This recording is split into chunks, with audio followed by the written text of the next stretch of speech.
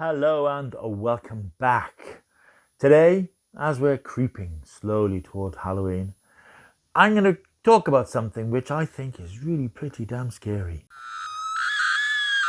Today, we're going to spend some time with the woman in black.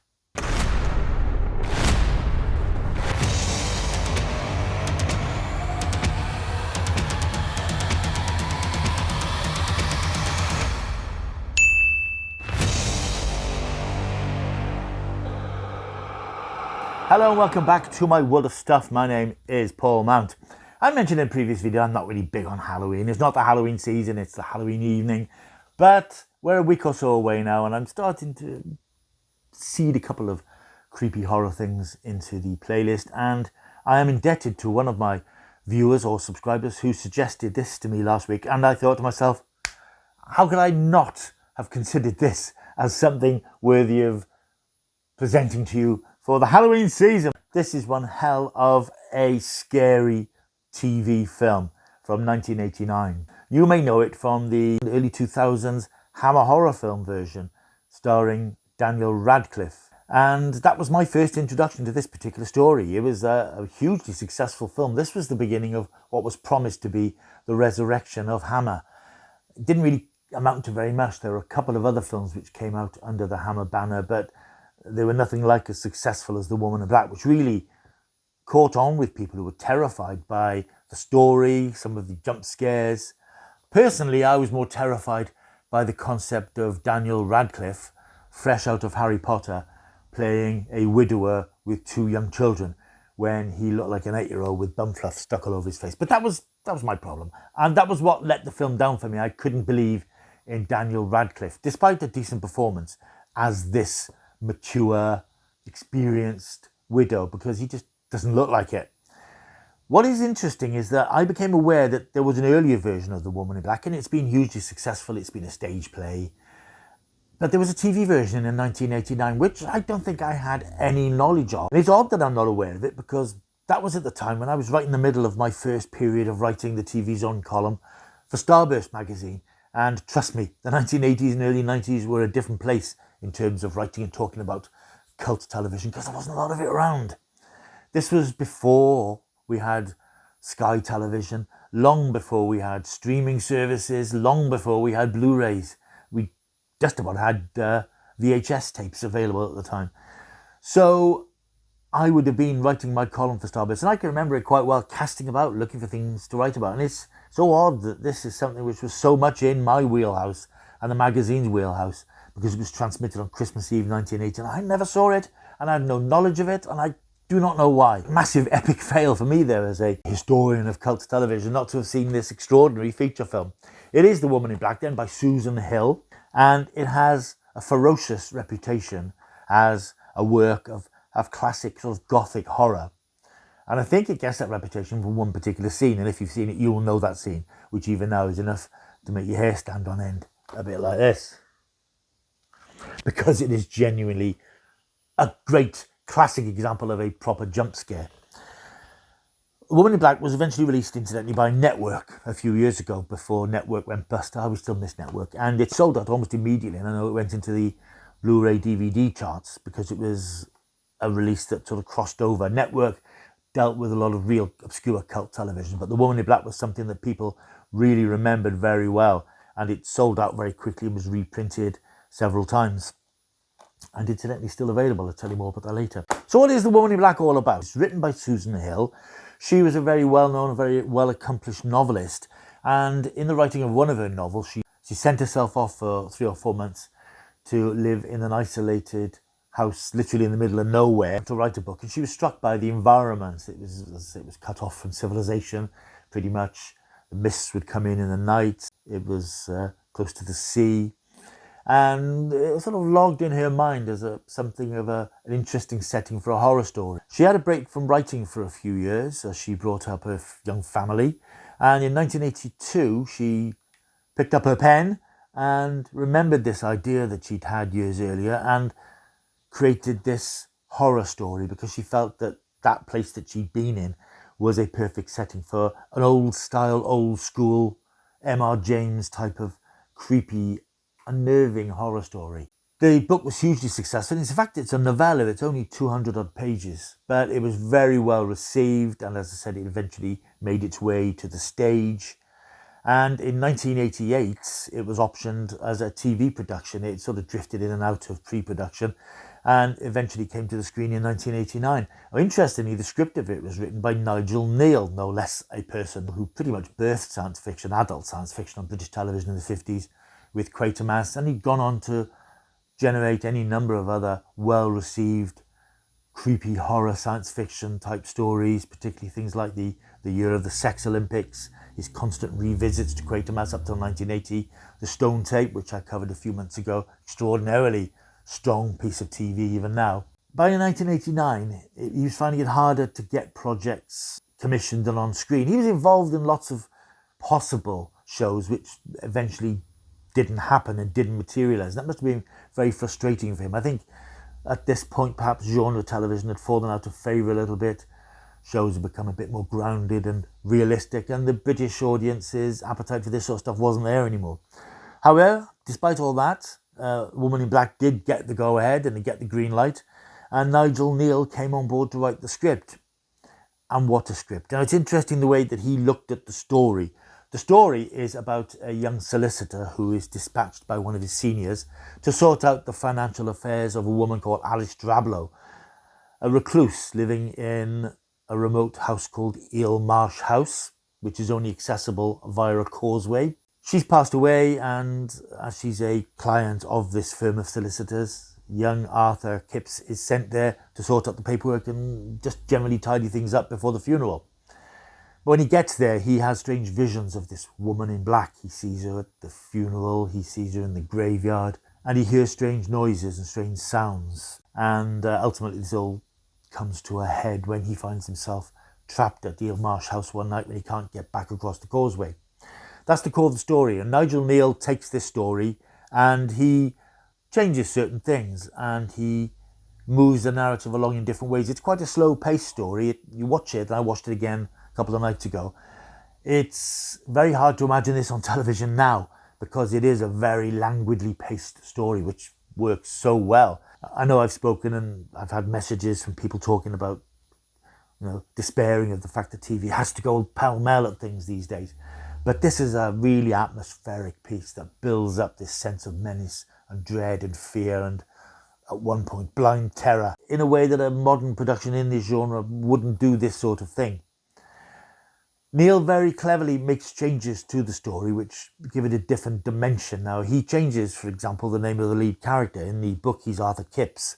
Nigel Kneale didn't really like the fact that the lead character was called Arthur Kipps because that was the name of the lead character in H.G. Wells's 1905 novel Kipps, The Story of a Simple Soul. So he changed the name, just made a slight adjustment to Arthur Kidd. Now, in the original book version, I believe that the story is being told in flashback.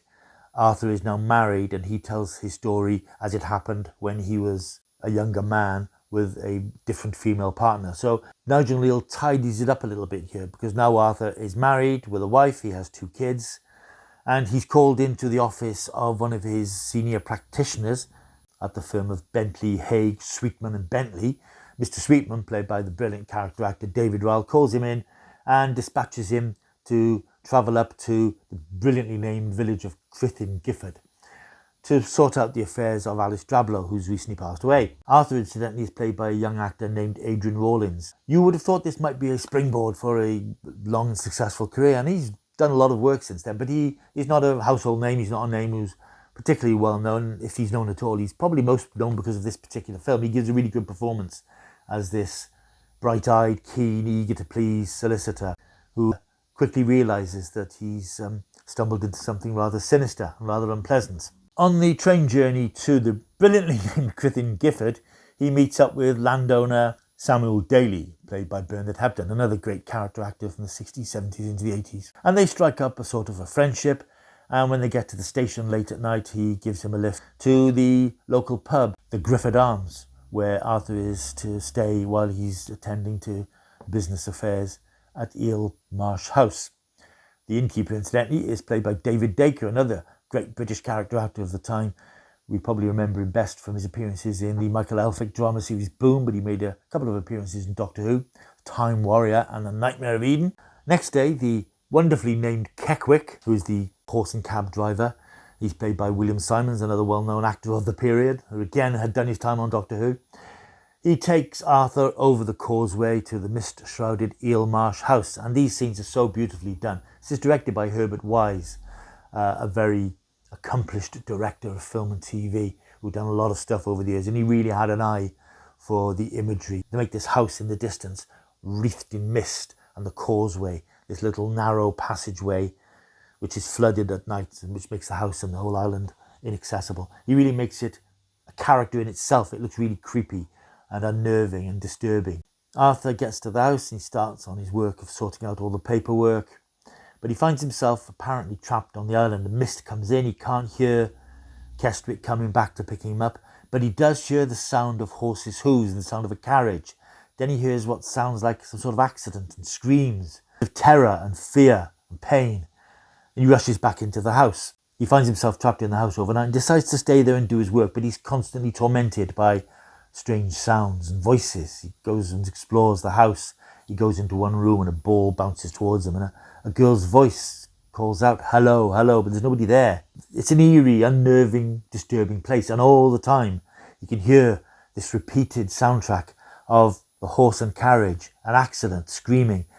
And even if you can't always see it, he can hear it through the mist. It's absolutely bloody terrifying. The real terror comes when this is all happening and suddenly a horse and carriage pulls up outside.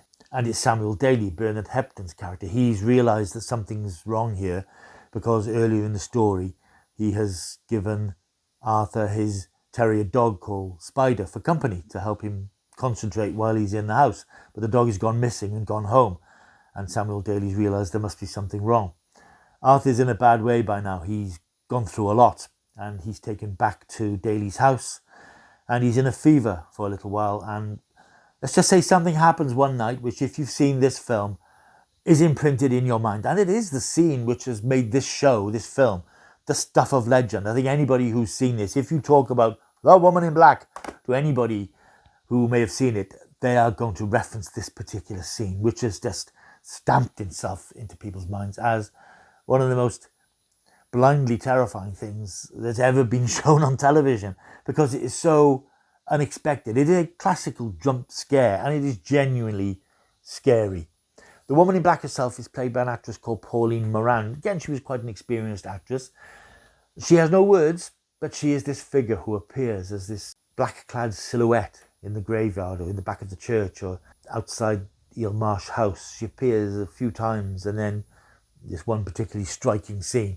It's a really creepy, unnerving presence. And it's quite weird because this is a ghost story and we all have different views about ghosts. I believe in ghosts, I don't believe in ghosts. And no matter what your view is, I think if you watch this, you're going to find it genuinely chilling.